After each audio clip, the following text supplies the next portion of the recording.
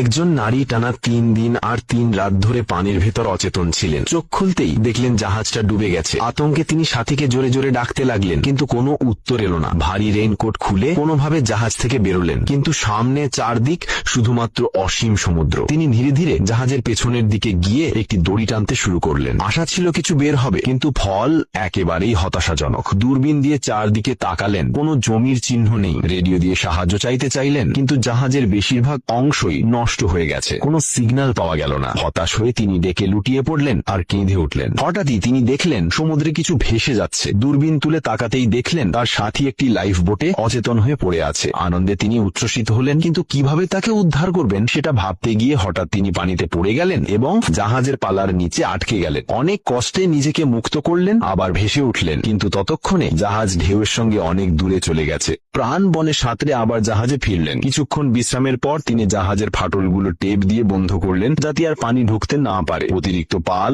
আর pipe খুঁজে এনে জাহাজ থেকে পানি বের করলেন। নতুন পাল লাগালেন আর জাহাজকে ঘুরিয়ে দিলেন। কিছুক্ষণ পর তিনি লাইফ বোটের কাছে পৌঁছলেন। নিজেকে দড়ি দিয়ে জাহাজের সঙ্গে বেঁধে পানিতে ঝাঁপ দিলেন। কোনোভাবে অচেতন সাথীকে টেনে জাহাজে আনলেন। দেখলেন তার পা ভেঙে গেছে, তবে অন্য আঘাত গুরুতর নয়। তিনি সাথীর সেবা করলেন আর তাকে জড়িয়ে ধরে কেঁদে ফেললেন। পরদিন মানচিত্র দেখে হিসাব করলেন। বুঝলেন জাহাজ ঘন্টায় প্রায় 2.5 নট গতিতে চলছে। তিনি 1500 মাইল দূরের সান্টিয়াগো না গিয়ে 2000 মাইল দূরের হাওয়াই যাওয়ার সিদ্ধান্ত নিলেন, কারণ ওদিকের বাতাস আর স্রোত সুবিধাজনক। দিন কেটে গেল। 10 দিন পর জাহাজ থেকে সব অবশিষ্ট জিনিস খুঁজে বের করলেন। খাবার পানীয় এক থলেতে ভরে রাখলেন। সাথীকে সামান্য খাওয়ালেন, নিজেও খেলেন। খাবারের স্বাদ ভালো লাগলো, এতে তার মনোবল বাড়ল। পরদিন বুঝলেন জাহাজ ভুল দিকে যাচ্ছে। পানিতে নেমে দেখলেন জাহাজের পতোয়ার বড় এক কাপড়ে আটকে গেছে। অনেক কষ্টে কাপড় সরিয়ে দিলেন। জাহাজ আবার সঠিক পথে চলতে লাগলো। কিছুদিন পর পানি আর খাবার খুবই কমে গেল। শুধু কয়েকটা ক্যানজাত মাছ ছিল। তিনি সমুদ্রে নেমে মাছ ধরার চেষ্টা করলেন, কিন্তু অভিজ্ঞতা না থাকায় ব্যর্থ হলেন।